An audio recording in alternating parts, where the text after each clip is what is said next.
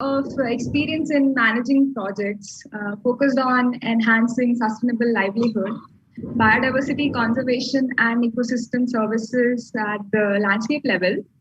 Dr. Khaling holds a doctorate in wildlife ecology from North Bengal University. Her major interests include investigating the drivers and change in human modified landscapes that impact biodiversity in ecosystem services, especially in the mountains and hills of the Northeast India. She's currently working on issues of food sovereignty, sustainable food systems, and the water energy food nexus. Next, we have Dr. Robert John, one of the eminent ecologists of India, who's an associate professor at IISER Kolkata and a former fellow of ATRI as well. He studies how species diversity is organized and maintained at multiple spatial scales, focusing on plant diversity, plant life histories, environmental variation, spatial culture, demographic processes, and so much more. He also works on generating knowledge to conserve species and habitats. With such researches, while such research is of fundamental importance to ecology, he believes it is also increasingly relevant for responding to current challenges in conservation emanating from habitat degradation and loss, as well as environmental changes. His long-term goal is to integrate the drivers of ecosystem changes, development imperatives, and livelihoods to create a framework for sustainability. Then we have Dr. Dipankar from Aranyak. Dr. Lakhar is a wildlife biologist engaging in research and community-based conservation of tigers, their co-predators and prey animals in a sub-Himalayan protected region called Manas Tiger Reserve in Northeast India. He has been associated with Aranyak for over a decade and leads different successful research projects as well as fieldworks. At present, he is working as the manager in the Tiger Research and Conservation Division of Aranyak, and he's also progressively working on conservation of vultures in Assam. Earlier, he has worked at the University of Science and Technology, Meghalaya, as guest faculty. He works with communities, civil society organizations, as well as government agencies for creating awareness and education policies. Next, our final panelist is Dr. Vinita from IISER Bhopal. Dr. Gowda started her academic journey with a master's in applied botany, followed by a PhD in systematics, evolution, and ecology from George Washington University in US. She was a postdoc fellow at the National Museum of Natural History, Smithsonian University in the US, in the Singapore Botanic Gardens. Currently, she is an associate professor at the Department of Biological Sciences, IISER Bhopal. Her lab at IISER Bhopal is called Tropical Ecology and Evolution Lab, the Tree Lab. And her research group focuses on plant evolution and ecology that involves addressing questions related to morphological traits. Very recently, Dr. Gowda's research group discovered a species of African violets in Mizoram and certain adjacent parts of Myanmar. These findings have been published in the journal Systematic Botany and have received a wide media coverage by multiple platforms. And finally, our moderator for today's panel is Dr. Nandini Rajamani from IISER Tirupati. She's a renowned ecologist whose work on species and their interaction with all aspects of the environment and subsequent evolutionary processes is acclaimed.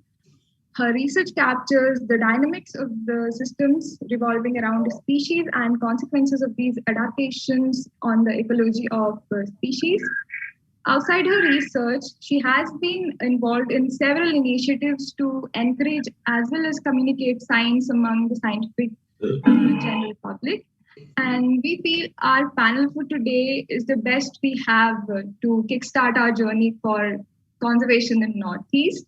And with this, Dr. Nandini would be starting with why have we again gone back to Northeast? And we'll be continuing with our discussion. Thank you, everyone, and welcome.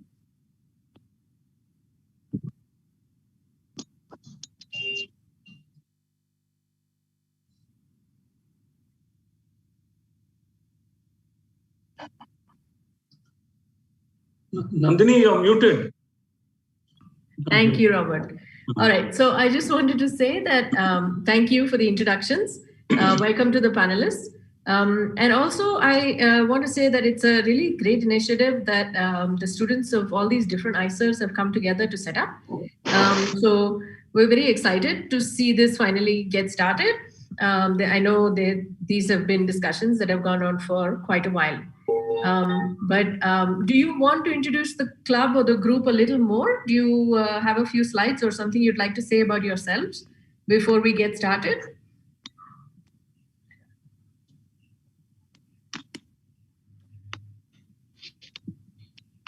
I do.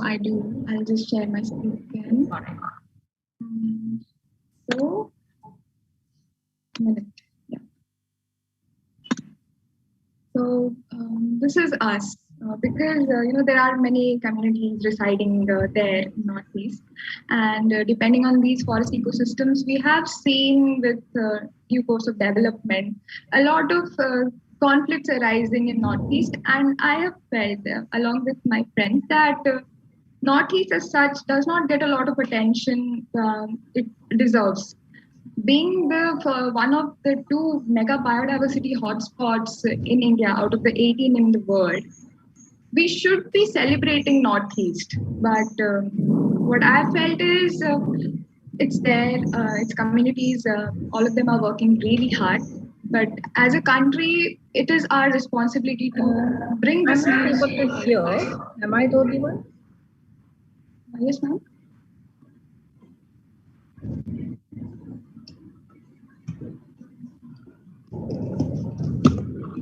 I think it's fine now. Yeah. So Go ahead. Again, so this is the All-IISER Conservation Committee. We just started. It's been a month to our work, and we have Ambient from IISER Mohali, their Environment Club. There's IISER Bhopal, ISI-IISER Trivandrum, Nature Club from IISER Kolkata. This is us, Oasis IISER Berhampur, Prakriti IISER Tirupati, and Prutha from IISER Pune. The students from there, from these individual eco clubs or the environment clubs, a lot of their works on saying the Environment Week to one Mahotsav have come together with this initiative that since we are here and pandemic has stopped us, but our interaction has increased and we can use this platform to create much more awareness and start this culture of conservation for ourselves and for our future peers. So this is us, and with this, we should be beginning our discussion. Thank you. Yeah, so the theme for today's discussion was chosen by this committee, the All-IISER Conservation Committee. And I'm not playing much of a role. I'm simply a voice that's kind of echoing their questions. And I would like to stress that it would be great to have more feedback and more interaction from the participants. So if you have a question or a comment, leave a message in the chat box or raise your hand, and you can unmute yourself and talk. So we have a great panel today, 4 people who've worked extensively in various parts of India and definitely the Northeast as well. So maybe to start off, we can talk about the Northeast itself. And the Northeast really needs no introduction. But in summary, the Northeastern states, about 7 of them, account for 25% of our country's forest cover, but they're very small in terms of geographic area, 8%. So there are many different communities that reside here, many different kinds of pressures with respect to development. All of this causes issues with respect to conserving diversity, ensuring sustenance of ecosystem processes, and preventing human-wildlife interactions in a negative sense. So the purpose of this panel is to bring awareness to various environmental and socioeconomic aspects related to conservation and deforestation in the region. So I'd like to start off by talking about deforestation. According to statistics published in different websites, including Mogabay, data from the last 20 years seem to show that the northeastern states, apart from Sikkim, have a significant forest cover loss. What's your opinion of this? Do you think these statistics are accurate to begin with? And second, what factors do you think contribute to these processes? And we can, you can just unmute yourselves and talk, and then we can go around the four of you. Yeah, that's a great question, and it's probably the most difficult and contentious question. And of course, you mentioned about Sikkim, and we do have a paper which shows that there's been some forest loss. But Sikkim is a small state, right? And more than half of Sikkim is pretty much above the timber line. It's too cold or too high for trees to grow. So there's only a small part of Sikkim, maybe about 3,500 square kilometers. That's it, where you can possibly have forests. And even the lower reaches are all mostly settled with agriculture. So there's not much to lose really in Sikkim, and in terms of proportion, it would be small. But in the other states, it is a difficult thing to assess. And if you actually look at some FSI data, you would probably see increases in overall forest cover in some Meghalaya, for example, and all that. So even in the last 2-3 years, I think there's been about 10,000 hectares or so of forest land that's been converted to non-forest land every year or so, and a lot of that is outside the Northeast in Madhya Pradesh and some other sites, and most often it's small parcels like 100 hectares or so, which been cleared or granted clearance for non-forest use. In the Northeast, it's hard to assess because there's a lot of agroforestry systems that are coming up. Meghalaya, for example, is a good case where actually FSI data shows that there's been an increase in tree-based forest cover. But it's quite likely that forest cover has certainly declined in many states of the Northeast, except Sikkim, which is very small. And the assessments of FSI may be off the line because they just look at tree cover. They don't look at conversion of forests to plantations, and they don't look at certain other finer aspects of degradation that take place of primary forest. So I think forest loss is definitely taking place, and to quantify that is not easy. And there's probably a lot more degradation that's at a greater scale that has taken place in some of these states. Yeah. So. Sorry, I lost a little bit from where because of the internet. Can you hear me now? Yeah. So I kind of agree with Robert from the initial part that I heard from him, that it's a very complex issue in the Northeast because of the size of each of these states and the infrastructure which is available in each of these states. What we have seen, at least in the Northeast, is that there have been so-called development-related trimming of forests or adjacent areas. But one has to understand that these, most of the places where we have worked, and these are very well-known towns or areas, are extremely remote. So to suggest that roads should not be widened and the roads should not be built becomes a very interesting sort of a question coming from the ecological point of view, because yes, we would not want these things to happen, but at the same time, we also want the population to have access to everything that we in the mainland seem to have. So I think for me, development comes in the form that we see in Northeast. And forestry is also needs to go hand in hand with agriculture.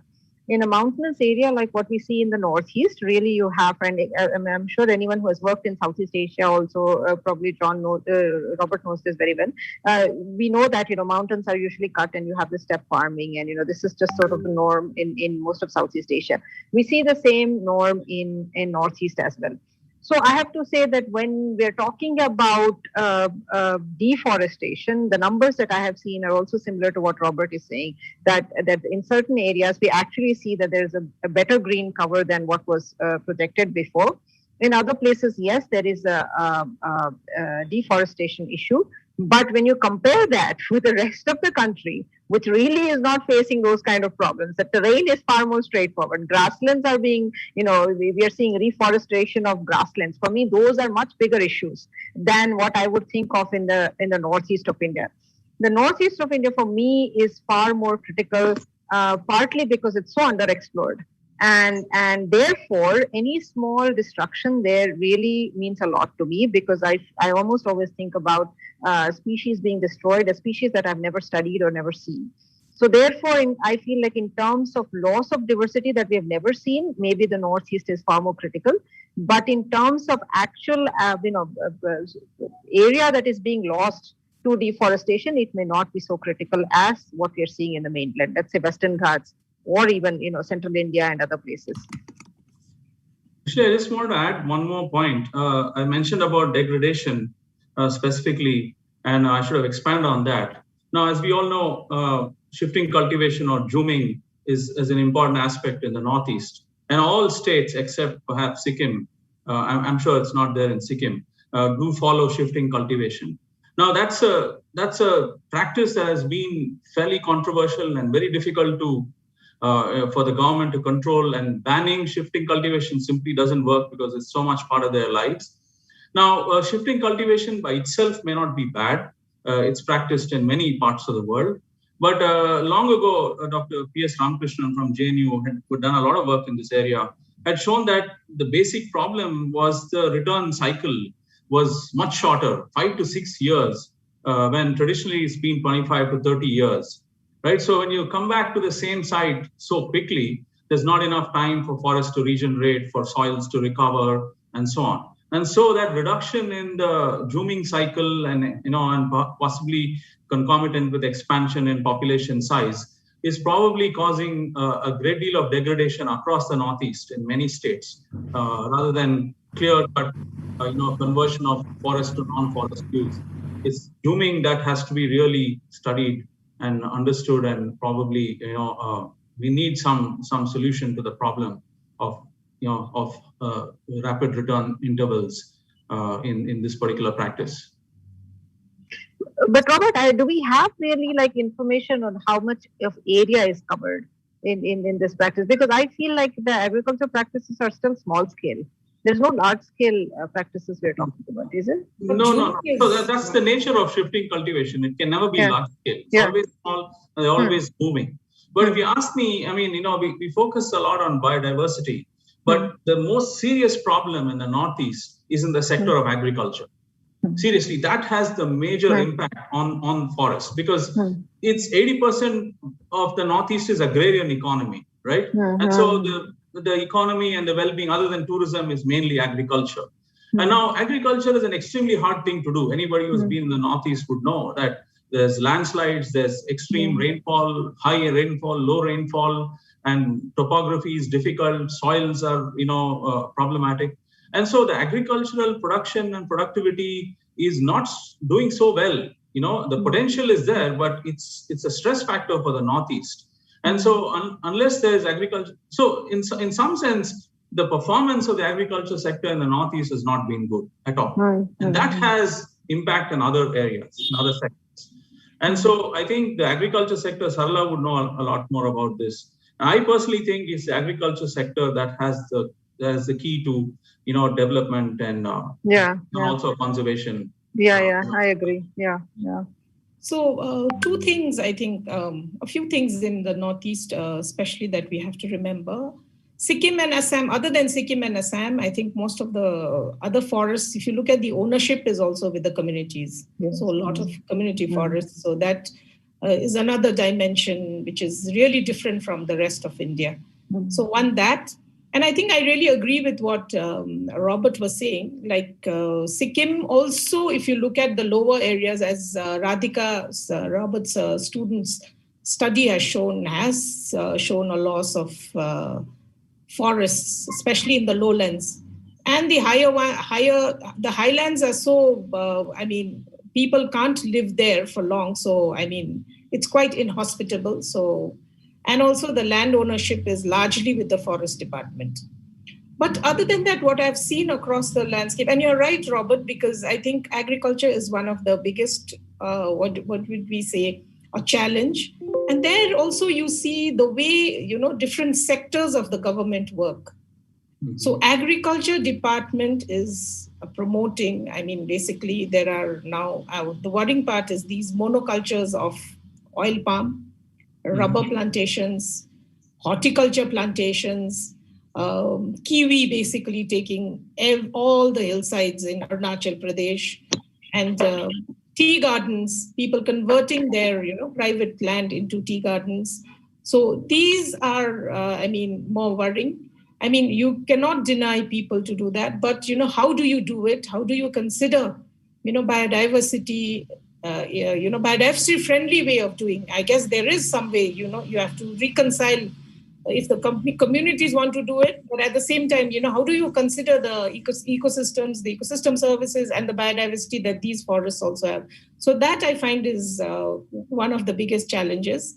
And then of course there is rampant linear infrastructure is there. We can't deny it. And also the look east policy. So as we all know that during COVID, the first phase of COVID, how many projects got the go-ahead sign from the signature from the government. So there is this tendency of even the government to look east for all the resources that Northeast has, especially energy, and especially for developing large dams, and large dams have an impact on the forest. So those are and regarding the FSI report, I think what both of y'all said is correct. It's far more complex than what they, present in these yearly reports. And I think shifting cultivation has now been recognized by Niti Aayog also, that we can reconcile that because it's very important for the communities. It may, if we can do something about the cycles, the zooming cycles, but because it is an area of high agrobiodiversity. So a lot of, nutritious food to the people, lots of food plants have been, they've been growing. So a lot of traditional plants, and there's been an erosion of agrobiodiversity also. And these were the only places they say are, places that can really preserve these agrobiodiversity, these traditional food systems and all that. And I think there's a very interesting paper by A-Tree's Amit Kurian, on a study in these Garo Hills about, how he says that, their studies were completely in contrast to what FSI's data presented for that place, saying that, these were always zoom. So there was no question of increase or decrease because these areas were always zoomed area, zoom forest, zoom area. They could never be a natural forest kind of a thing. So all these anomalies with the government with these data, because probably they lack ground truthing and, the land use according to the people also. So I think these are very, it's a complex thing, this question that has been put forward, but it's very interesting. And I think it can catch the interest of many of these young minds who are there with us today. It'll be very interesting to delve deeper and long-term into them.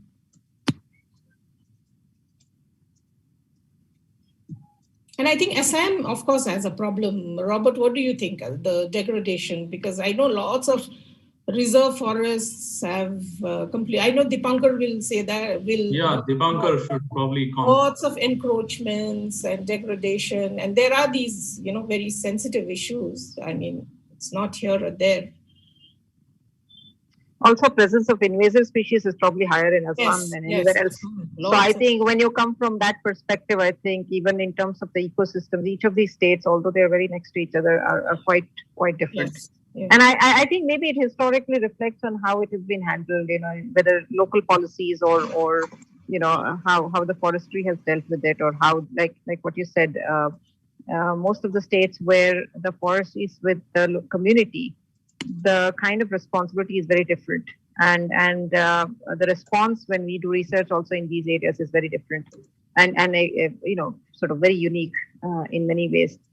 And my experience is that somehow when it's with the local community, the responsibility for that immediate environment is higher, and they have a better history than when we go to a common forestry and then get the permits from there and then go to the forest. So yeah, Northeast in that sense is extremely unique and very different. Yeah. Hello, am I audible? Yes. Yes. Thank you. First of all, thank you very much for inviting me in this very important discussion. So, when we are talking about, forest degradation or forest cover loss, the first and foremost important thing we need to understand the human dimension. Northeastern states are not very, large. They are tiny, contributing only around, 5.4, almost 6% almost, pan-India population. But over the last, 50 years or after independence, if you happen to see the, growth of human, it's potentially very high, almost like, 200% growth in last 50 years. And that is a major contributing factor for losing forest cover in Northeast India. First and foremost factor. And second thing is that, forest laws and all the acts that are not similar throughout the Northeastern states, like, if you go beyond Assam, as Sharla Madam has mentioned, that the lands are mostly owned by the community. Any control over the government or the forest department. So that's one factor. And second factor, recently I visited Meghalaya in two big areas, Mishni Hills and Garo Hills. I have seen that the Jhum cultivation is potentially the biggest problem, because Jhum itself is a problem because of two factors. One is the shifting period. As Robert sir has mentioned, the shifting period is very small nowadays because of the growth of human is so high, and the population in these villages are so high. They have tiny amount of space for agriculture is left behind. And second thing is that as there is no control over the government as such, because they are community-owned land, that's why they can do by their own whatever they would like. So that's a problem. That's two other major problems throughout the most of the hilly states.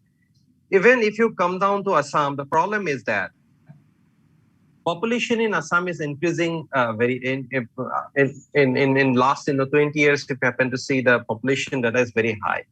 Even most of our forest covers, I mean the protected areas are located in the remote areas. That is one consideration where the tribal communities are also increasing. And we did a very practical studies in 2015. Aranyak did in Manas Tiger Reserve, and we found that almost like 80% people they are living near where the fringe villages. They are not able to substantiate their livelihood throughout 12 months with agriculture. So what they will do, they will definitely search for the alternative option, and the easiest option is to go into the forest and search the resources. That is one problem. And second thing is that, and one more other problem is that since the government is placing lot of policies for the for these tribal peoples or the people living near where the fringe villages. Because but the problem is that those policies are not reaching them.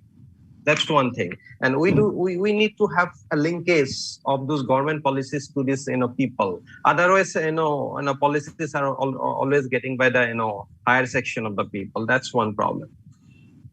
And the foremost problem, what I would like to summarize is one is the human dimension. That is the major factor, as probably you heard about the Italian and the Bagjan cases. All these are contributing because of the growth of human and rapid infrastructure development.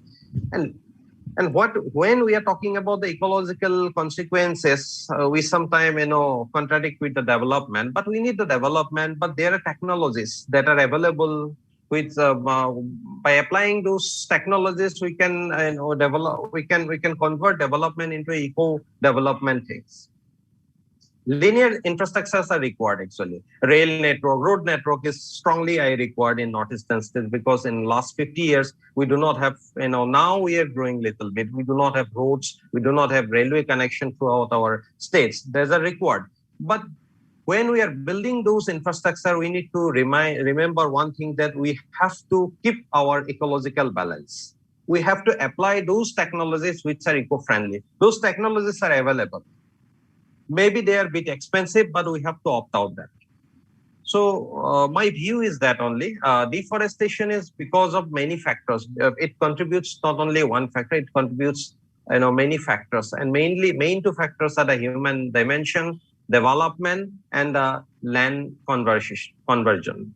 Land conversion is also a big factor nowadays. If you happen to see that, tree gardens are they are going into the forest, then the rubber plantation is so. In Guwahati, you'll see that we have we lost forest cover because of the rubber plantation. Now rubber is, if you happen to see from the from the space or from satellite, you'll see that everything is green, but when you go into the forest, you will find that those are not palatable forests. Those are all, rubber forests. So these are the problems. Maybe we can discuss later on more about that. Thank you. Thank you. That was an explosive first question. I see that everybody has strong opinions and, quite a lot to say about this issue. I feel like there's a lot in this first question that is grist for our further questions. So taking off from here, we have a few general questions that I'd like to address to everyone, but there is a document that students are populating with specific questions to specific panelists. And a lot of these participants have listed their names against the questions. It'd be great if we could go through some of them, because I think the enthusiasm is pretty high here. So just another quick general question. Do you think the topography of the Northeast itself has caused us or has stopped us from exploring this landscape? And is that why we know so little about it? And that's something that came up with several people here. We don't know so much about the biodiversity. And why is that? Yes, I think that is one big factor. That's why, a lot of species are exploring nowadays. Before that, methods were not there, technologies are not there. I have been working with Aranya and for tigers over last 1 decade in Manas National Park and different parts of the northeastern states. When we started camera trapping, we get to know a lot of that. We are generating a lot of information, because camera trapping is only started in 2010, 2011, and before that actually some camera trapping was done. Those are done in not in a systematic ways. So technologies are very important. You are right. Northeastern states are very difficult to access. Still, some areas are very difficult to explore. Those are always considered as very tough terrain. I know that the Fabam, one area in Namdapha National Park located in Arunachal Pradesh, that was not explored till 2015. I think after that only Forest Department took some initiatives and put some cameras, and they got a lot of interesting information. So technologies are very important. I agree with. Yeah, so this question of topography, that's obviously a very interesting question. Now, the Northeast is clearly topographically very, very heterogeneous and diverse. I mean, you can go from almost sea level, in the Teesta River Valley, river basin, which is 200 or 300 meters, to Kanchenjunga Peak, which is 8,000 plus meters, within a distance of 30 or 40 kilometers as the crow flies, right? So you can get pretty low, almost close to sea level in Arunachal Pradesh or the Brahmaputra Barak Valley. And you just go up and you can quickly rise to 3,000, 4,000 meters, right? And it gets fairly tropical and temperate and lower rainfall and it's mostly high rainfall. So it's quite heterogeneous. It's quite heterogeneous. And that's probably partly the reason why you have such a high diversity of species of all taxa. And if you just compare all the 8 states of the Northeast, it's about 260,000 square kilometers or so. That's comparable to the size of Uttar Pradesh or smaller than Maharashtra. So if you just take the Northeast and you take an equivalent area in Maharashtra or, or Rajasthan, which is the largest state, I mean, you're not going to get so much diversity of species, right? So clearly it's the climatic conditions, the topographical heterogeneity and all of those is partly responsible for the high diversity. But it's also sort of a region where the contributions, and Vinita will know more about this, contributions from various different flora, taxa, various different biogeographical realms, right? You have Southeast Asian flora coming in, you have, the more peninsular Indian one, the Himalayan flora. So much of the diversity is due to contributions from various biogeographic realms as well. Now, if you talk about access, right, for example, Sikkim, the only way it was easy way to go through Sikkim is to go through the Teesta River basin, right? Otherwise, from the north, the access is very, very, you have to come from the Tibetan plateau or this side, the mountains in Nepal or whatever.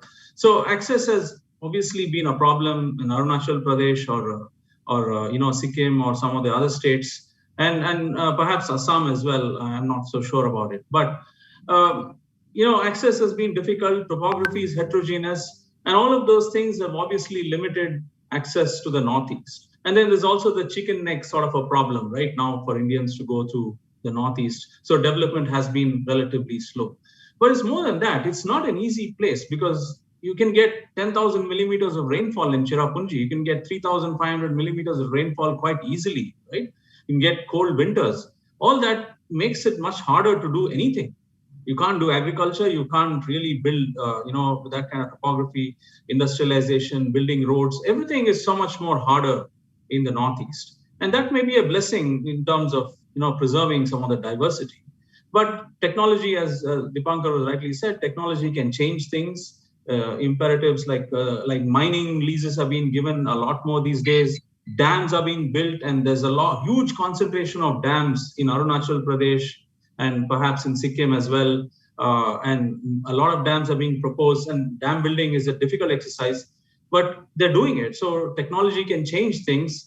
Airports can be built, and I was seeing some video about a rail line that may actually go from the western part of Sikkim to the east somewhere.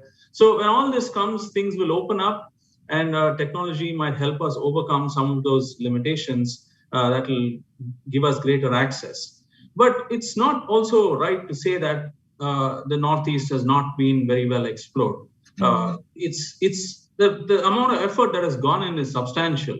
If it's not very well explored, it's because it's so diverse, right? I mean, we know there are 7,000 plus angiosperm taxa in the Northeast compared to say 3,000 in Western Ghats or less, right? So you have to spend a lot more effort to do, to cover the Northeast. So there's a lot of work. You look at some of the journals, there's a lot of research that's been done. Of course, a lot more is needed, particularly with taxa like amphibians or reptiles and fish diversity. Plants are probably better known. There's a lot of work that's been done, and there's also comments about, Northeast doesn't get attention. It actually gets a lot of attention, but probably the wrong kind of attention, right? Too much. we want the right kind of attention. That okay, this is a sensitive region. There are cultures and traditions in addition to biodiversity that has to be respected and preserved. There are about 220 tribal communities in the Northeast out of 450 or so in India, like half the tribal population. There are 200 languages. Now, all this means a great deal of complexity and a great deal of sensitivity that's needed in planning anything, whether it's development, education, infrastructure, anything. There's going to be trouble. And that's why Assam is like always a complex place, because so many tribes pulling in all directions. The politics becomes complex. Everything becomes a lot more complex because not just because of the access and topography, but also because of the cultures and all of these different things, languages and cultures and other kinds of things, but which I think mainland people don't often understand or respect to the extent that they need to, right?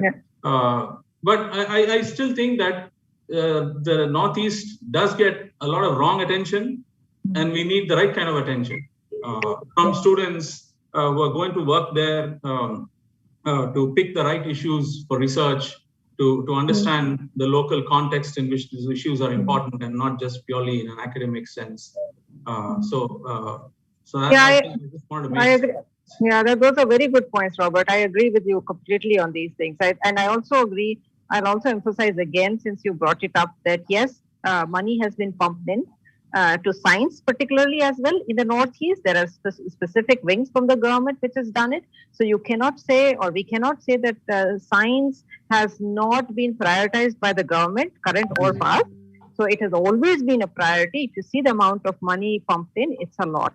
Right, given the per capita size you have and the amount of number of universities and researchers there is. There are also mainland institutes who have significantly worked in the Northeast, as NCBS being one of them, NCF being second, ATRI as well, and so these are institutes that are outside of Northeast which have shown specific interest in the Northeast.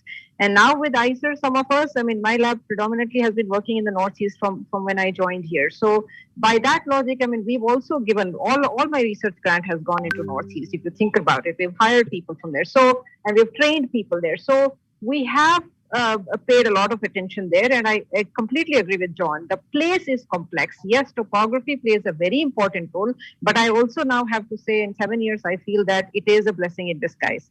Because it is so difficult, it takes only some of us who have been crazy enough to go there and work to get things in the right form. So I do have to say by now I do like the fact that it is tough to work there. It is not drivable. You can't just sort of drive in and plan the work.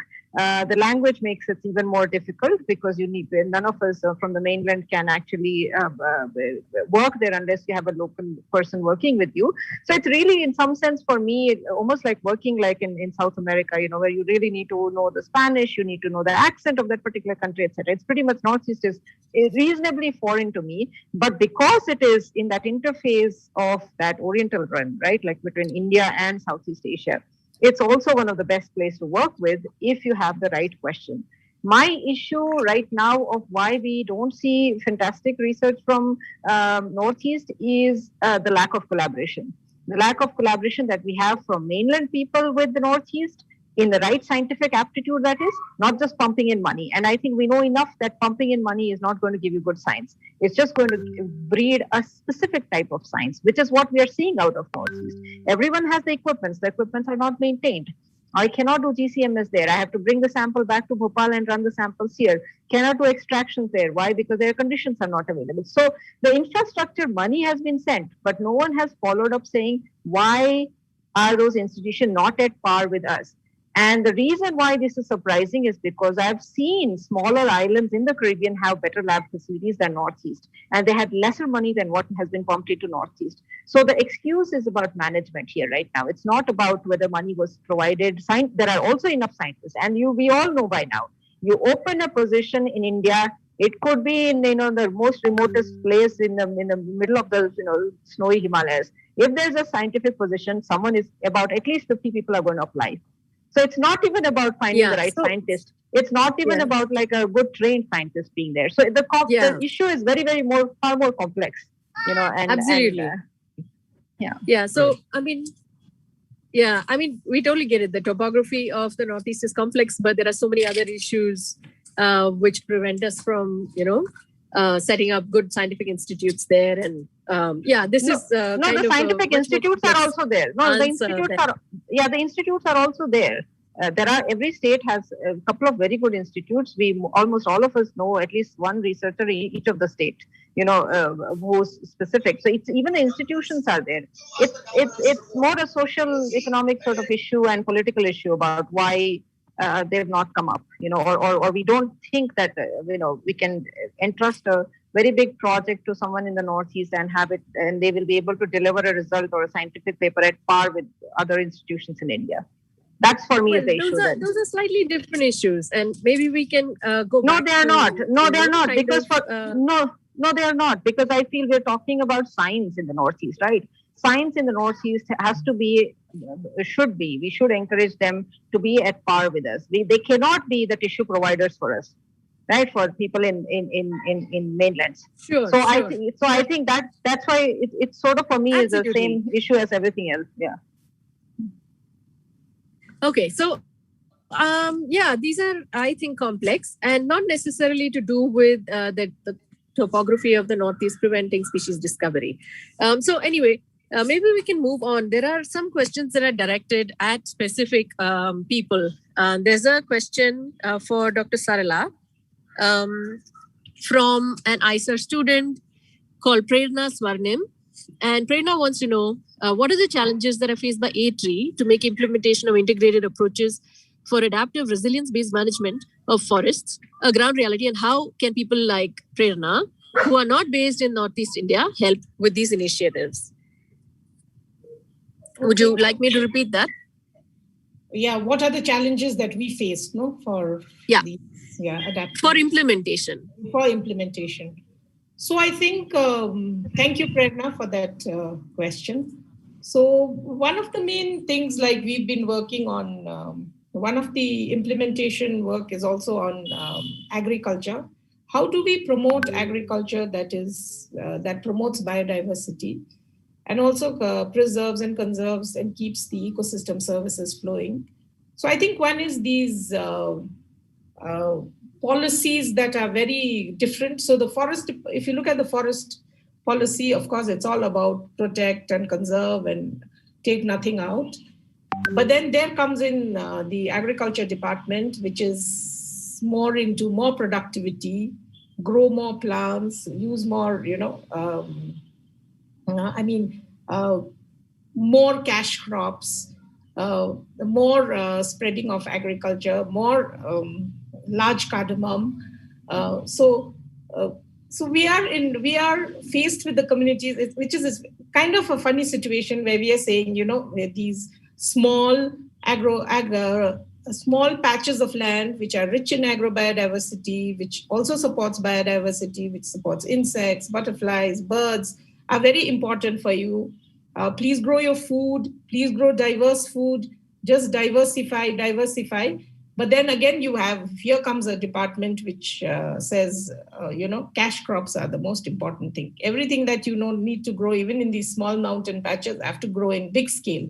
So if you have to do kiwi, then you do only kiwi, hectares of kiwi. If you want to do cardamom, then it has to be large cardamom. So we are working with the communities at one level, understanding that they also need to conserve, preserve, whatever, but at the same time, they also have to, sustain their livelihoods. Because again, agriculture, like Robert was already mentioning, in the mountains, in the hills, is not very productive. It's very labor intensive.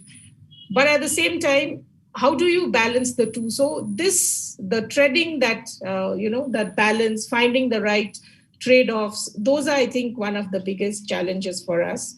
The other thing is, like everyone else in this world, the donors want very, very quick results. The government also wants quick results from any intervention or any initiative one has started. So one cannot think, design, have a little bit of research, action research done, have data informing our, interventions. And because everybody is out for, quick results, quick, output should be quick, result should be quick, impact should be quick. So I think that has been a very big challenge for us. Also, the people's aspiration. I think one of the biggest challenges to any kind of, systemic kind of problems are that we understand and we feel, but then we don't consider that, people's aspiration is there. How do we reconcile with the people's aspiration? It's again an issue of behavior change. So I think these are some of the biggest challenges that we have when we kind of promote things like, I'm just giving an example of, an environment-friendly agriculture, or even to say, conserve a spring shed or a forest patch or a sacred site. So the policies sometimes contrast to what you really want to promote. And then, of course, capacity of, dealing with this, with the departmental line department capacities are also, I wouldn't say low, but, it's a very siloed kind of a capacity. So we look at things in a very one kind of a discipline mode. And I think that becomes very, very difficult not to understand the bigger picture, not to understand the different disciplines, agriculture, forestry, land reforms. So I think even as you'll attend this, lecture or this webinar and listen to the, the panelists, I think the approach has to be very interdisciplinary to understand the different disciplines also, so that, the biodiversity outcomes and the ecosystem outcomes are larger and, real sustained. Okay.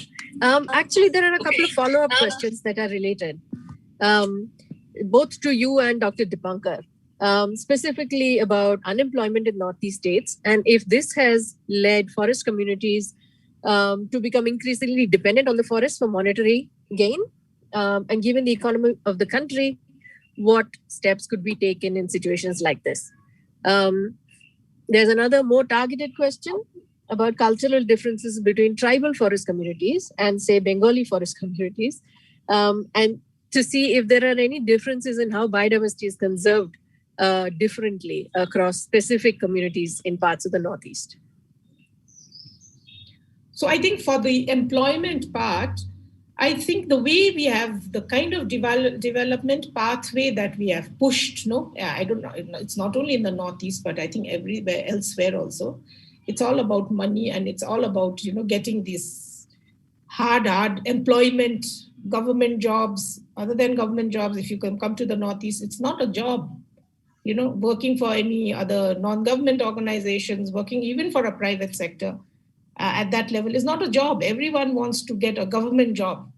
So that is not possible, no? So, entrepreneurship is not there. You can do these small, now people are coming back, forced to come back because of the pandemic. So people have started their small entrepreneurship, some doing, these e-commerce business, selling vegetables, deliveries, grocery deliveries and all that. But larger part of Northeast, if you see, and then what I worry also and I see is like they're not even interested in agriculture. So a lot of people, their aspiration is to go to the big cities, either Itanagar or then after that to Calcutta, Delhi, Bangalore, wherever.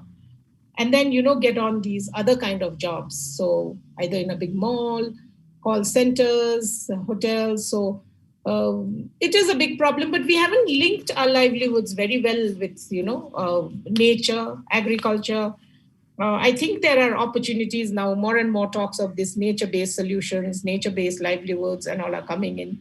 So hopefully the government is trying, but I really see that whole mindset is not about, self-sustaining, self-supporting, but more into this governmental services more than anything. I think for Assam, it may be a little different, but if you look at the rest 7 states, even a state like Sikkim, no job is, you're considered a job unless you are working for the government. My view is like, what Sarla Madam is saying, getting a government job is an employment, and without government job, there is no employment. It's not, it's a concept that is, I think, everywhere in Northeastern India.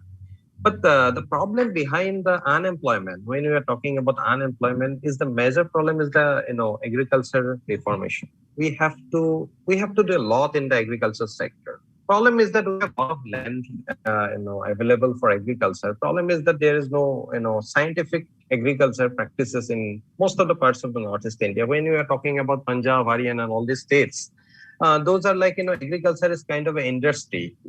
Still, we are not able to upgrade our agricultural sector into industry in Northeast India. That's a big problem. As rightly, all of us has discussed about that, most of the people in Northeast Indians are like, they are agri-based, economy is mainly agri-based. That's the first problem. Second problem is that if you happen to see, most of the Northeastern, including Assam, the youth, you'll find a lot of people, working as a waiter in the southern states, like Bangalore. You'll find huge numbers of people from Assam and other states in Bangalore, Bangalore, then in other Kerala and all these states. The problem is that waste in Assam is waste is very less, and getting job is also difficult. Because why getting job is difficult? Because we don't have industrialization. We don't have much industries. Small industries are there. They cannot accommodate more people. That's one problem. Second problem is that development is there only in the cities, and those are skill labors. That's why that's one problem. We do not have any skill development program. As such, we have a lot, but those people are still not there reaching to this programs. That's one problem, and we are not targeting those people which are needy, which are living nearby the forest. We are not going to, we on the whole, what I would like to say, we need to have a good economic survey across the fringe villages, and we need to understand their problem properly, and then we can address their problem. Now, thing is that a lot of projects from government bodies or non-government organizations they are implementing. Problem is that those are very sporadic. They are not targeting. They are not able to target whole section of people they are living in the nearby village because of the monetary problem or some time problem. I don't know, but that's the problem.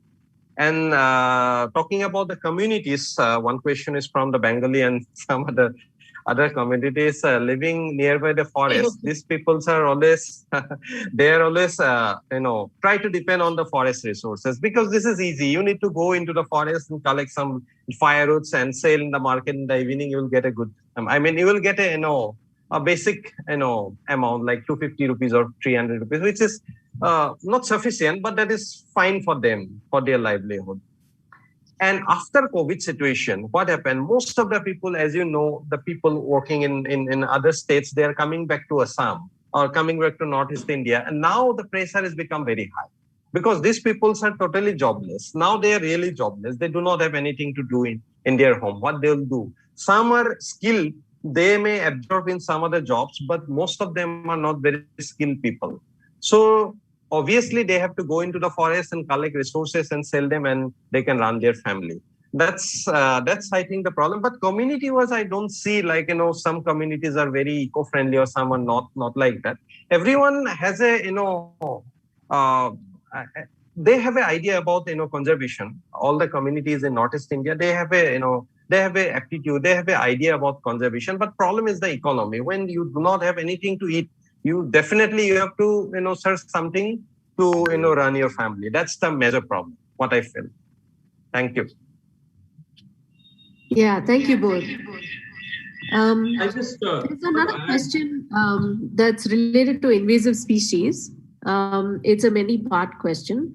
What is an important example of invasion of species that happened in the Northeast? And did it turn out to be useful to the locality, or was it simply a harmful species in terms of ecology? When I'm talking about particularly in Manas Tiger Reserve, as you know that Manas was suffering for last 1985 to 2003. Manas was almost closed because of the Boro agitation. At the time, what happened? Use logging, and if you happen to see the western part of the Tiger Reserve, it is almost gone. Primary forest is totally gone. Now what happened? There is no forest management activities also after that.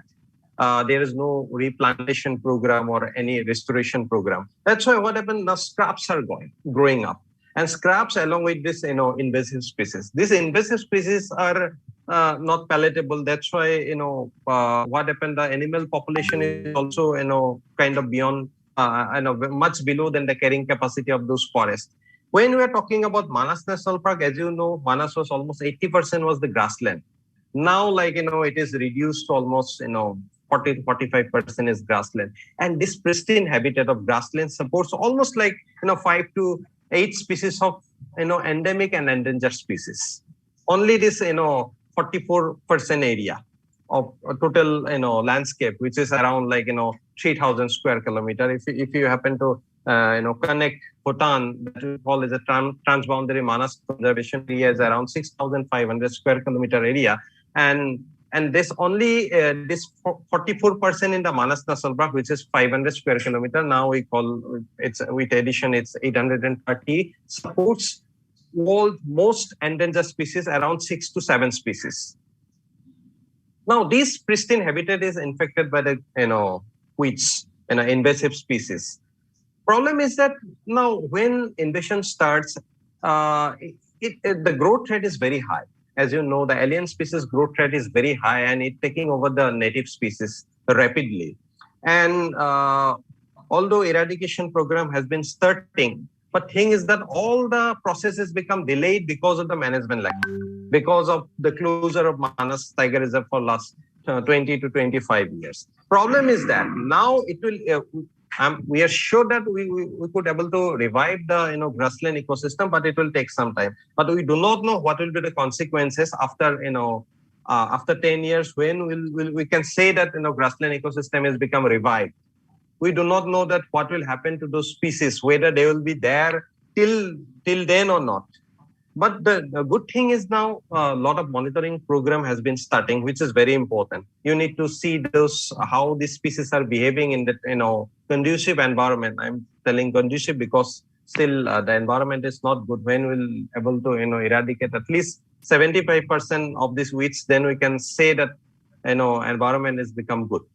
But this monitoring program has been starting, and reintroduction program has been starting recently. Aranyak is taking good initiative there, introducing some more hog deer population, pygmy hog population in this grassland. And remember, the pygmy hog is the species which can find only in the grassland in a particular species of grass. So that's why, on the whole, what I like to say that the process has started. I know reviving process has started, but during this process, what the consequences will happen, we do not know. That we can address, we can tell after 5 years or after 10 years maybe. So the invasive species on the whole has a very long-term impact on any ecosystem. What I experience in Manas, I am just sharing with you. Thank you. And just for Nandini, maybe the panelists have spoken quite a lot. Would you like to allow some participants to comment and speak? Sure. Something to say? Yeah. I'm reading. Should probably open it up a little more. Sure. If someone would like to unmute or comment or say something in response to one of the questions that was answered, please do feel free. Or rather, just ask the question directly. That would be great. Yes. Sure, but there's a very long list.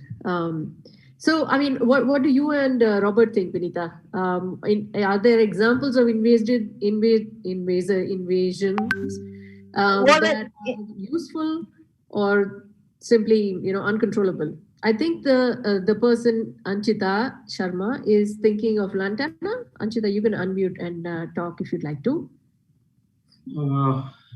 It's a complex issue with this invasive species, and Dipankar made some interesting points, and I do have a paper published from Manas which basically gives the distributions of 2 invasive species, and we have more data on that.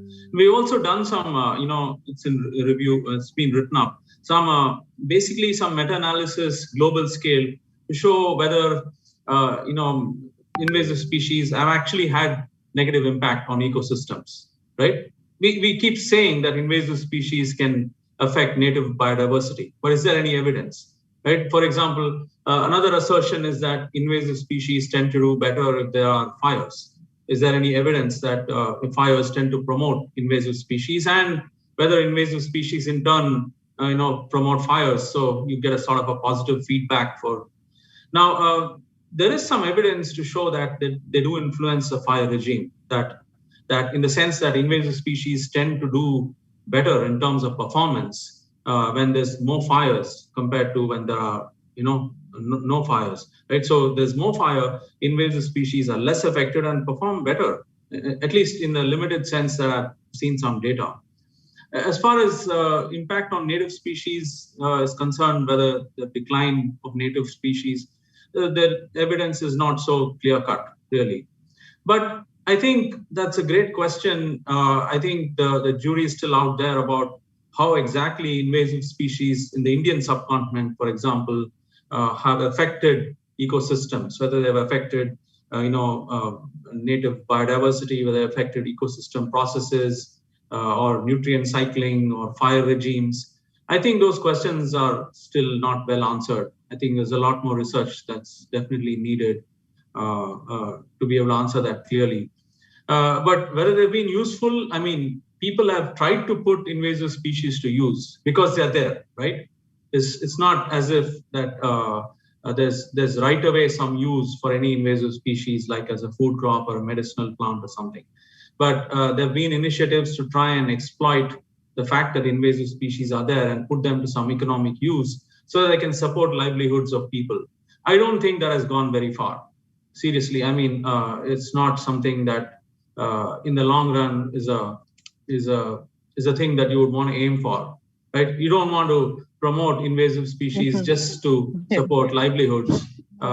You may support it in the short term, but that's not a long-term goal. But as far as I think, Promelina was tried, I think people tried to extract some dyes which can be used in clothing. That didn't go very well. And the lantana furniture, I don't think anybody really cares. So that has not gone very well, I think. That's my limited opinion. Yeah, thank you. We have a question. Ishappreet Singh, do you want to unmute and ask your question? Yes, ma'am. Am I audible? Yes. Good evening, good afternoon, everyone. So I want to ask that whenever someone carries conservation work, then there's a need of involving the native population, or say in case of Northeast, the tribal. So how you convince them? Like, don't they ask that why should we listen to you? You will be surprised, actually, if I may go ahead and answer that one, Ishat. That and unlike what many people from the city think, I think everyone here who has done any fieldwork will attest to this, that people in the it's very easy to convince a farmer. It's very easy to convince anyone who has grown anything from scratch, okay, that thing requires conservation. I mean, the Northeast, what I see is, even if you are a big government servant, you are really very close to the nature, no matter what. So even if you are a very rich person, somehow I find them far more grounded and far more closer to nature. So especially when you're going to smaller communities, and let's say I work with plants and we're saying that we want to collect a plant, it's far more easier to convince them. Even something as complex as why a population genetic study needs to be done for a plant that is everywhere, right? And why inbreeding is, why we are studying inbreeding in a plant that they see every day. You know, it's very easy to convince. I mean, and I have never used the excuse of medicinal plant, although all my plants are medicinal. I have never said that I'm going to cure cancer. I have never said I'm doing path-breaking science. So I have specifically, my lab never uses any of these buzzwords. So we always say we are here to study the plant because I'm interested in the plant, and this is it. It's not going to cure you. It's not going to give you a long life. It may, but that's not the study we do. And yet everyone has cooperated. Everyone has been very welcoming. So I think we need to change this mindset that, no one is resisting scientists from going there and working. In fact, they're far more welcoming. So I think this is a mindset that we need to change as scientists, that, when you go out to the field, for me, the biggest worry are the snakes, really. Like, I'm more worried about my students getting bitten by snakes or being trampled by elephants, not by people, or that they are going to be hostile towards me. Yes, there are areas where the army is there, or there's political sort of unrest is there. That's a completely different issue, right? You kind of know where you're going. So apart from that point, really working with locals is not an issue. Again, this goes not only for Northeast, also for the rest of India. It's very easy to work. Oh, was the question also about whether we should involve local people? Because was that part of the question? Actually, sir, I hold a perspective that they should be involved, but if it could be carried up besides involving them, then I would like to know about it. Yeah, absolutely. I mean, you're not going to achieve anything in conservation long term without involving people. And just look at the statistics for the Northeast. I mean, except Assam, most of the other states and Sikkim, because half of Sikkim is desert, most of the states have more than 70 or 80% forest cover. And most of that forest is community owned. So they live there. They use the forest. It's their land. And if you go to work there, you better understand what they do. And and in Sikkim, it's not been so easy. It's not been so rosy. And some of the in the middle of Sikkim, in Jongu, for example, the people are quite careful about who they let inside, to work there and so on. But it's most of the forest is community owned over there. They work the system. It's their livelihood, so they understand it. And if you want to achieve anything in biodiversity conservation, you have to work with them. There's no other way. You have to work with them. So you involve them. Their knowledge is tremendous. And I remember every time we work in the Northeast, there's always a local guy whose knowledge of plants and everything is so good. It's so good that you simply cannot work without them. So it's not a right thing. It's not the right thing to not involve them, but you gain so much by involving them. And no conservation plan or program or sustainability solution can work without local involvement. And it's not just individual people, it's also institutions. It's institutions on the ground which make a lot of impact. And I think the challenge is to involve them in a way that really the partnership lasts and there are tangible sort of impacts. that's not easy, right? We often go as scientists, we want to get our data and get out and publish a paper. And often that's where the interaction of scientists ends, and a lot of scientists unfortunately do that. They just go there, collect the data, come out, write a paper and forget about it. And one of the reasons why science in the Northeast may not be as developed as the rest of the country is that there's no long-term sort of research sites. There's no long-term investment in training local people. And a lot of Northeastern students will happily go to IIT Madras or IISER Bhopal and work. But how many mainland Indians would join IISER, IIT Guwahati or, Nerist or someplace, right? Institutions gain by people moving across and contributing. And advanced, institutions in the country have benefited by people coming from different places.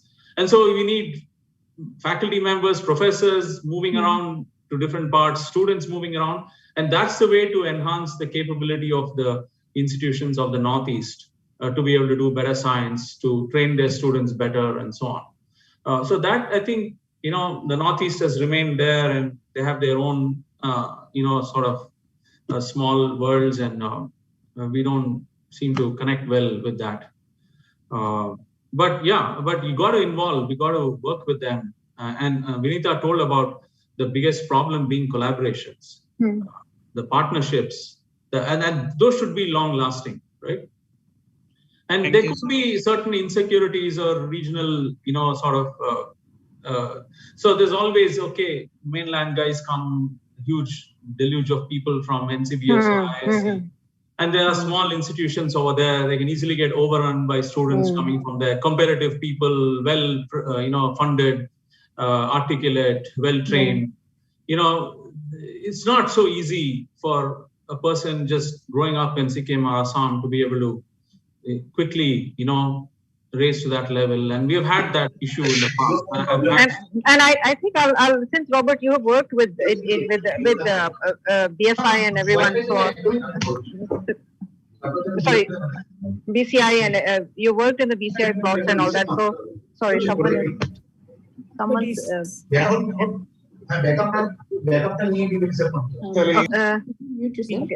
Can you yeah.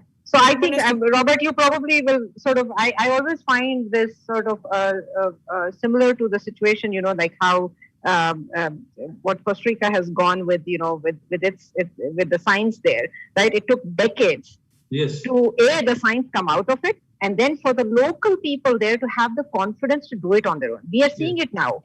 We are seeing that amazing research come out now, which is coming from people there, and it has taken decades of amazing number of scientists going there, teaching, giving courses. Same with BCI, in Panama it's the same story, Mexico same story. So for me, Northeast is the same thing. You can pump money, you can go in, but this helicopter science needs to stop. Yeah. Really, I think this has been, luckily this is the right time to discuss this, because I think we are discussing this among countries as well. For me as an Indian, when people come in, take the tissues and go out, that's a problem. But then a lot of us are doing the same thing with the Northeast as well. So I think that's where I think like training will take time, and training in terms of long-term repositories is also something that is important. If you don't have tissue repositories that we can go back to, there's nothing one can do. So for plants, at least that way, I would say that botanical surveys have done a great job. For me, the Northeast is a great place to go to, and they have very good specimens. Yes, we know how specimens are in general in India, but still it's a great place to go. And that makes Northeast really worthwhile for me to go. And that makes it worthwhile for all of us. No one can go to the work or plan to work in the Northeast without having good taxonomy background, without having a good training, and without actually visiting at least one of these BSIs. And so for me, that's how you make it worth it, So I think so. There are ways that one can sort of improve this interaction with the Northeast. I think Sarla has been trying to build A-Tree's presence in the Northeast for a long time in Assam and Sikkim. It's been a challenge to get faculty members to stay and work there, and students to work there. And we had a long project in Sikkim. It was extremely expensive, extremely difficult physically, and challenging to do work there. and to keep students engaged in that site for long. So I think what we need is long-term research sites, long-term engagement of various people in collaborative big projects where, you can. But Robert, my experience is completely different. See, I came out from Singapore to India, and I have, I don't have any network in India. So for me, I started building in the Northeast from scratch. I tried to reach out. In fact, even RNet is one of the places that I did reach out when I began. And in some sense, I would say it was quite difficult. My students will have more stories about it. And interestingly, I think in my case, I have knocked at every door that I can think of from every institute. And IISER is also not someone that I'm unfamiliar with. And I don't think anyone knows how much work we have done in the Northeast. So I think it goes both ways. That even when researchers have gone and offered their help, it has not necessarily been taken in because there was no trust. So I think whatever it was, so I think it's both ways. I mean, and like I said, ultimately what I felt is, well, it's my country, and if I can go to Kerala and work, I can go to Northeast and work as well. So that was my attitude, and it worked for us. So now we have a lot of collaborations. We have projects in the Northeast with local collaborators there. But I think in some sense, some persistence helps if you really want to work there. Yeah. And I agree with what Manjari raised the point. I think Aparajita's work, in the Northeast really should be commended. The NCF, what they have done in the Northeast. In fact, they were one of the organizations that at least logistically were quite helpful in telling me where to go, what not to do, what to do. So all those kind of information helps. Yeah. Of course. There was a question about the hornbills. That's clearly in the domain of Aparajita's initiative on the hornbills, which has worked for decades over there. So that's there are very classic cases of people sitting there, working with the local communities, Charudat in the Western Himalaya, Aparajita in the East, and there are numerous examples of that, and Umesh Srinivasan's work in Arunachal Pradesh. So there are a lot of people, that's the idea. That's what I was saying. You have to be there. You have to be there and work, and not just go in and come out.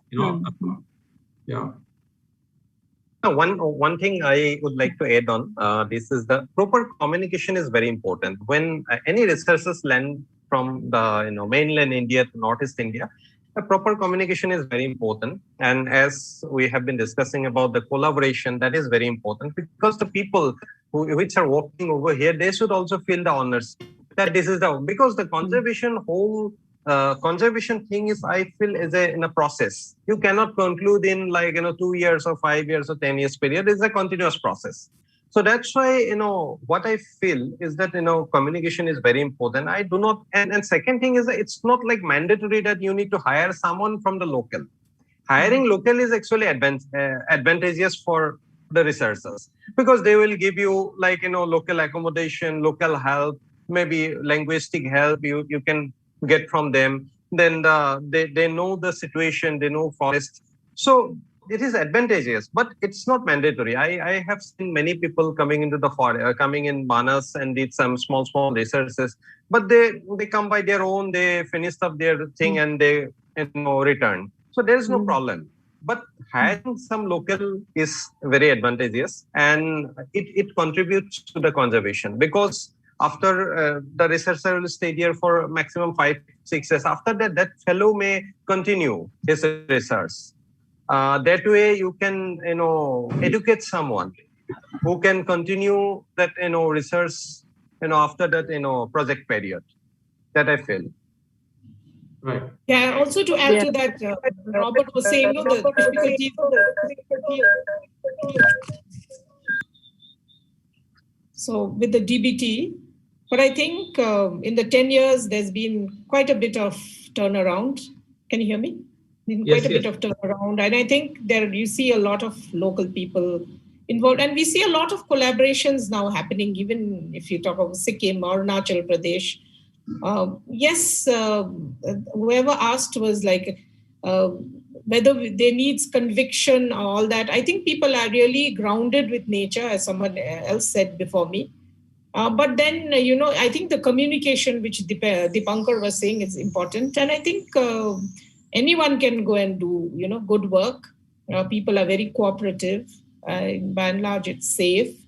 And I think you can really do good work and collaborate. And, it's not mandatory that someone has to be hired from there only, like Dipankar was saying. And you need more, diversity of people with different skills and coming and doing different kind of work, so that, we understand, these complex, things and complex questions that need to be answered. So I think, yes, please do. I encourage you all also to, exploring Northeast. There's not too much of conviction you need from the, local people. They are convinced, they are grounded, and they're very, if you say it's for nature and forest and all that, I think they'll be really, will be welcoming. I think it's a little difficult when you are doing nowadays some anthropological kind of work, but I think with environment and biodiversity and all, I think it's not very difficult to convince the people.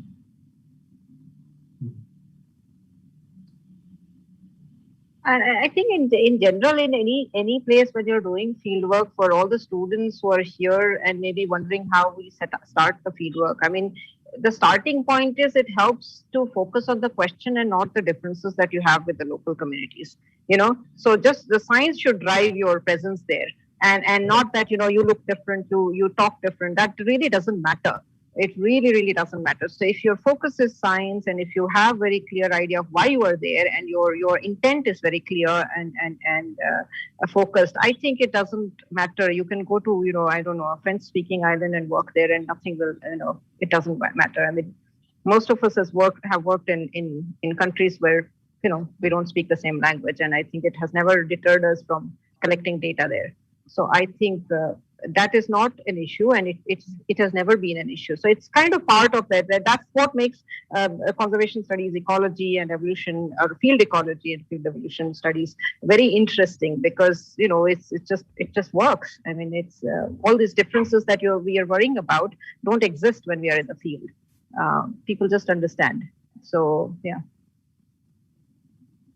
And one more thing is that, I find that, my 10 years of experience in Assam, like when you are coming with a, very strong scientific, method or some scientific question, you need to have a very popular story alongside, because you cannot explain that, very strong scientific, objective to the local communities. They will all understand, and they will feel scared also, because there are some section of people, they may also scare them that these people are coming, they will do this, that, they will exploit you, like all these things. Yes, that's why you should have a very simple, story, so that you can convince that people that this is my objective, that way I can help you also. There should be some 10%, things that may also help to the local communities. Because thing is that now local communities are also become very aware. They also try to understand that what the benefit they will get from that, particular work. That is very important.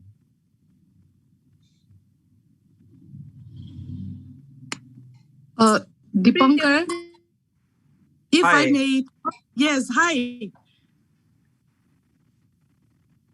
Yes, I can hear you. Oh, we can hear you. Yes, actually, I'm Dr. Saipari Sailo from Zoological Survey of India. Actually, I came to know about this program just half an hour back. I saw it on Facebook. The first time I saw biodiversity and I saw Northeast. So I just requested Dipankar and Dr. Vinita if they could let me in. So thank you. And I think Nandini also, I don't know if you remember me. So I'm actually, I just want to talk as a person from Northeast, as a tribal from Northeast, I am a scientist in ZSI. I'm presently working in Madhya Pradesh, Jabalpur. So I'm not going to talk as a scientist or as, I'll just talk as a person from Northeast. So I was just interested in what Sarala was saying about during the 10 years, the turn around that Northeast have. Actually, I was doing my PhD in 2003 to 2010. So during those days, I think we were one of the first, giving new description to species and all. But those times, actually, research was not very advanced. Everyone was talking. I'm working on amphibians. So when I go for presentation and all, I show my species, and when I give presentation, everyone will be like, "Oh, that species seems like a new species. I don't think we've seen that species. I don't think anyone has seen." My daughter. Yeah. So what I'm trying to say is, it was very. While we were doing PhD also, it was kind of difficult for us because we didn't have much exposure. That's what I'm trying to say. We didn't have much exposure, but now after 10, 15 years, with all these collaboration, I should say, those days there was not much. Okay, if someone from outside comes, we were like, okay, no, he's trying to come and steal, those kind of mentality. But right now, that is not what is happening, because we tribals, like Vinita was saying, actually we're very accommodating. It's not like I'm saying, I'm not talking now as a scientist, I'm talking as a citizen, as a tribal. So when you come to me, we're very trustworthy. We're very we trust you once means we will trust you for life. But if we don't trust you once means, it might be difficult to gain our trust. So actually for us also, I'm from the city, I'm from Aizawl. So for my work, I go to the interior villages. These villages, when you go there, you have not even met them once, but they'll let you in their house, they'll let you sleep there, they'll feed you, they'll trust you. Yes. It's not very difficult to gain our trust. And when it comes to scientific work, like Vinita was saying about helicopter science, that is this kind of, many of them, they just come, they take whatever they need, and they come back. Okay, if it's from India, somehow we feel, okay, Indians, it's fine because we're all Indians. At the end of the day, even if I look like Indian, even if you think that, oh, she doesn't look like Indian, but still we're very much Indians, okay? So what I'm saying is, from China and from Myanmar side, so many people come, they take tissue, they pack it up and go. That was in the 2000s. During our research, so many things like that was happening. But after that, after the forest departments have been alerted about all this work that, that is going on, this biopiracy and so many, because, orchids from Mizoram, they take from Myanmar, then it goes to China. So many, Dipankar will know better because he's working with Aranyak. I've been involved with Dipankar and all for many years now. So whatever discussion that because I'm sorry, but I didn't join from the beginning. I just went halfway and I just felt discussion you're talking on. It's really interesting. So that's why I just want everyone here to know that whatever it is that you're discussing about Northeast, it's interesting. Even Sir Robert was saying so many interesting things about Northeast. We are very accommodating. Then we are very much open to collaboration. Then, there are so much things to explore. Just last week, there's a new species of snake that has been described by my friend. And just before that, a new species of lizard. We still have so many potentials. So if you, like Vinita also, just recently you have described a new species of plants. Congratulations. It was that also from Mizoram. I'm really proud. And there are still so much potentials here in Northeast. Like if all of you can go to Western Ghats anytime you want, but Northeast you come in Mizoram, right? We have this inner right permit, we have all those things, but these are the things when it comes to science, this should not be the block, we should have collaboration. You are always welcome. Then, we are always accommodating. Then we can always help each other and, share our knowledge. I just wanted to add about, thank you for your time. Yeah. I mean, I completely understand your sentiment. I mean, anybody who's from who's not from the Northeast and who has gone to the Northeast to work is so fascinated by the culture, by the food, the people. That's the best part about the Northeast. I mean, equally good.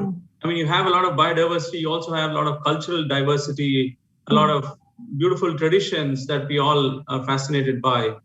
And so that's one of the things about field research, right? You go to different parts of the world, you learn different things, you meet different people. There's nothing, that can match that in, say, laboratory science or whatever. So I remember a small anecdote. This Professor Peter Ashton, who was the world's authority on the Dipterocarp forests from Harvard. So he had come to India a long time ago, and I was taking him around in Mudumalai. And I saw that his first research project was in Brazil, and he had worked in Brazil, and then he shifted to Southeast Asia and worked his entire life in Southeast Asia. I asked him, why did you switch to Southeast Asia from Brazil? He said, the food is better, So it can be a simple thing. So, you just, people anyway work for a long time in any place. You get so attached to the place, the people, the culture. There's no saying anything about that. And every single place I've been in the Northeast is so fascinating, not just because of the physical environment, but largely because of the people, and all that. So, and I think those small barriers are disappearing, and you're seeing increasingly people from the Northeast working in other parts of India and people from other parts going to the Northeast. And slowly, I think, those things will disappear, and we'll have much more free interactions maybe with people. So yeah, the element is perfect. Yeah.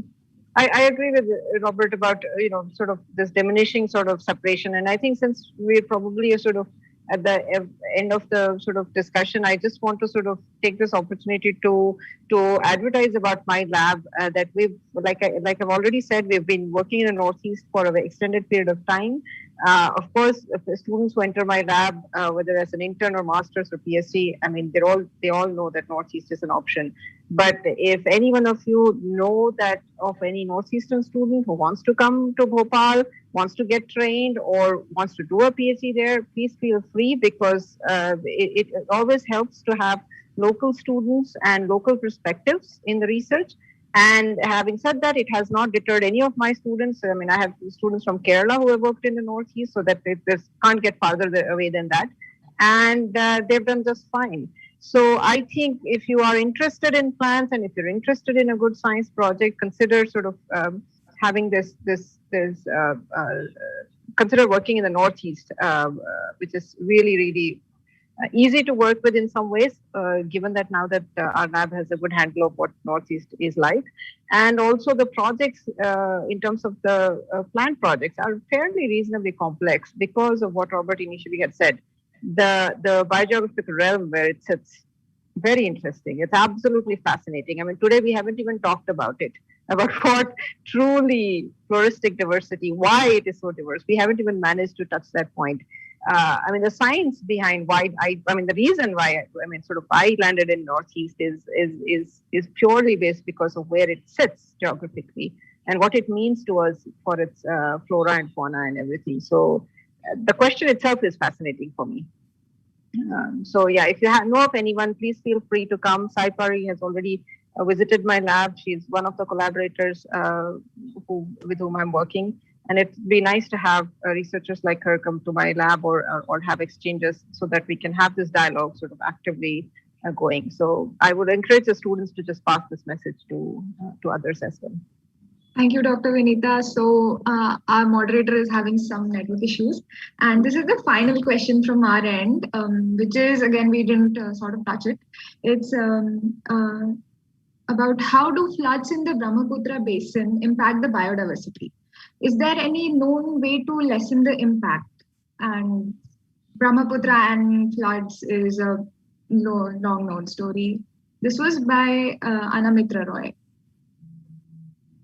I have a story. I'll try to give a very short answer to this. My understanding of the Brahmaputra flooding is from an ecological perspective, in the sense that the flooding has affected species to speciate, and we see amazing trends because of that. So from an ecological perspective, that flood has been there for for hundreds or thousands of years, for all we know, and has been very fundamental in causing speciation in many groups of organisms, plants being one of them. So to mitigate the Brahmaputra flood is a very sort of conservation perspective of which I don't know much about, because I don't do that kind of research. And so that aspect for me comes under the realm of like environmental science and ecology. What I am is an evolutionary biologist and ecologist. So for me, the Brahmaputra flooding and the Brahmaputra is fantastic because it has given me geographical barriers, and we look at the barriers and how species have evolved. So that story I know, but I don't know how I can mitigate. And I mean, that environmental factors, I will not be able to answer it, unfortunately. Yeah. Okay, I want to say one word about that, and Deepankar will have more.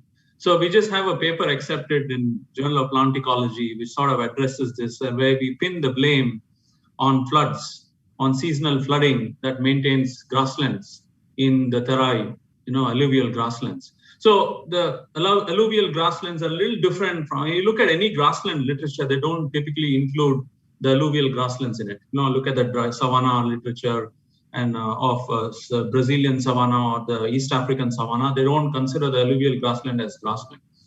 And even in India, the origin of grasslands in central India and all is difficult. But the alluvial grasslands are unique because you get like 3,000 millimeters of rain, maybe a 4 or 5 month dry season. That's good enough to support deciduous, tropical, moist deciduous forests. But why do we get these savannas, right? Climatically, it's certainly not climatically determined. Like take Manas, for example. You just have to go north of Manas to the hills of Bhutan and you get like subtropical hill forests. Climatically, it's very similar. So why do we have these grasslands in the Terai Arc belt? And that is a question that has been important for a long time. I think we don't have a clear answer. And we have worked a little bit. I don't think we have great data, but we have this paper. I'll share it with the group, which is just accepted. Where we looked at the grassland woodland distributions in Manas and tried to estimate, our sort of trying to understand what factors may be determining this mosaic that we see, because it's certainly not climatically determined. It has to be fire or it has to be a combination of fire and floods. And if you look at all the grassland specialists, the swamp deer, pygmy hog, Bengal florican, rhinoceros, I mean, historically, this has been grassland for a very long time. So clearly, flooding plays a role in maintaining the vegetation mosaic in this, in the Terai region. And if flooding is affecting people in Assam or elsewhere, it's because we are going where the floods are, right? The river floods, and it's hard to have settled agriculture in the Terai belt, but that's what people want to do. They want to settle down, have land rights, and do agriculture, and then try to tame the floods, which is causing a lot of problems. But otherwise, this whole belt is where you have these extremely dynamic hydrology that maintains the woodland grassland systems, that maintains the biodiversity of this region. And so the Brahmaputra flood is a fascinating thing that needs a lot more investigation, not just the current patterns, but also paleoecological work to look at, grassland woodland distributions through time. And I've tried to think of a project like that. We're looking at, say, phytoliths or stable isotope for carbon, or paleontology-based work to look at what has been the vegetation of the Terai Arc region for long periods of time. So that would be a fascinating question. We have Manjari Jain to speak. She has just raised her. Yeah, you can go ahead and mute yourself. Can you hear me? Yeah, am I audible? Yeah. So I just wanted to make a point about, so first of all, excellent discussion. So thank you, everybody. So much to learn. I also wanted to make a point about the movement between the mainland and various Northeast states and collaborations and how science benefits with this movement. So of course, Robert, Umesh, Vinita, Aparajita, and even Anand Krishnan, who is also here, they all have worked in the Northeast. So they have sort of migrated, if you like, from the mainland to the Northeast, and their labs and their research has benefited. But also people, for instance, I can just tell you 2 examples, and now from the student's perspective. A student who is from Manipur, joined IISER Mohali for his degree, did his master's with me, then is now in Trivandrum, IISER Trivandrum, did his PhD. Today he published his first paper. And my PhD student, my second PhD student, she's also from Manipur, and she basically set up my work in the lab on birds. And she also recently published her first paper. So, there is movement both back and forth. And I think this movement, the only winner here is science. So I think this is what we really need to encourage. So thanks. Yeah, that's all I wanted to say. Totally agree. Thank you so much, Dr. Manjari. By the way, Manjari is a faculty in IISER Mohali for all the students who may not relate. And Anand Krishnan will be joining us in IISER Bhopal soon. So. The floods, if Dr. Dipankar has something to add, or Yes. Dr. Sarla. Actually, Robert sir has mentioned a lot of things. I would like to mention one thing. Flood in Kaziranga. Most of the time we are discussing about the Kaziranga ecosystem, the flood, Brahmaputra flood. But I feel that, flood is an integrated part of the alluvial grassland and whole ecosystem. Flood actually, annual flood recharges the entire ecosystem. You'll find when you enter into the Kaziranga, you'll find small wetlands, water holes, all are recharged by the flood. They bring siltations so that grass can grow rapidly after the flood.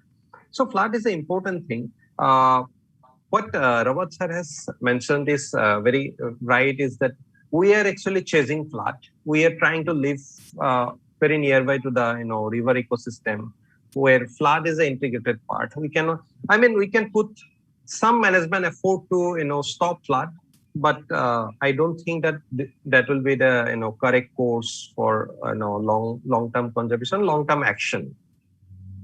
Second thing is that flood not only helps ecosystem, it helps to the lot of aquatic animals. It helps in breeding of lot of fishes. It actually helps fishes to enter into the tributaries. We have a river dolphin population. It helps river dolphin population to propagate, to help them to enter into the tributaries. And some river dolphin, when they are stuck in the tributaries during the flood time, they come out to the mainstream. So all these things are there. So flood, I think flood is an integrated part. We have to live with the flood. Like when we are talking about man, the human and animal coexistence. Like with flood also we have to coexist. Yeah, I think I agree with what Dipankar has said, and we've also heard from Robert. But I think what we've also done is not only have we settled there, there's this whole over-exploitation of how we've changed the entire hydrology of these rivers, their structures by mining, stone mining, boulder mining, even how Manas has changed, and and then also upstream we have large dams, and we had that flood also because of and then of course the overarching climate change and all these precipitation changes, and too much rain at a certain period of time than what it used to be. So flood gates being let out, and then having floods downstream. The way we have settlements just close to the river where we are not supposed to be. So, and I mean, there's a lot of politics and many things involved with that. So I think, I don't know, it's a really, how to control is a big thing, but from an ecological perspective, I think floods are very, very necessary. Thank you so much. And it's the right time we call it a day. And I enjoyed a lot. Thank you, everyone. Thank you, our panelists, for being here, for giving your insightful comments. It was overwhelming to learn this much about the Northeast. And I think science communication will be it will be pacing up a lot more, because we realized, I think I owe this to the pandemic, that yes, science communication is needed, and it has a huge scope with just connecting sciences all across us. And with this, thank you everyone for being with us for our session. Our eminent panelists, it was our pleasure and our experience just to hear from you about Northeast. We have so much more to learn and collect data, ensuring the safety of our celebrated hotspots. We take it as our responsibility to dedicate a fair share of our efforts to conserve our treasures. On behalf of my team, thank you our panelists, Dr. Sarla, Dr. Robert, Dr. Vinita, Dr. Dipankar, and for all of your insightful experiences and inputs. A huge shout out to our moderator, Dr. Nandini. Some network issues, but her guidance and coordination was so helpful for us just to kickstart our event. And I thank our audience for your curiosity, your questions, everything. It takes us, all of us together to work towards the betterment of our biodiversity. Thank you, Dr. Sai, for your stories as well. And thank you all the IISERs and your environment clubs and your efforts in accomplishing this initiative. Thanks a lot, everyone. This was a wonderful session. And I hope to meet you all again on our series, Stories of Conservation Initiatives Across India. Thank you, everyone. Thank you. Thanks. Thanks. See you guys. Bye. See you. See you and stay safe, everyone.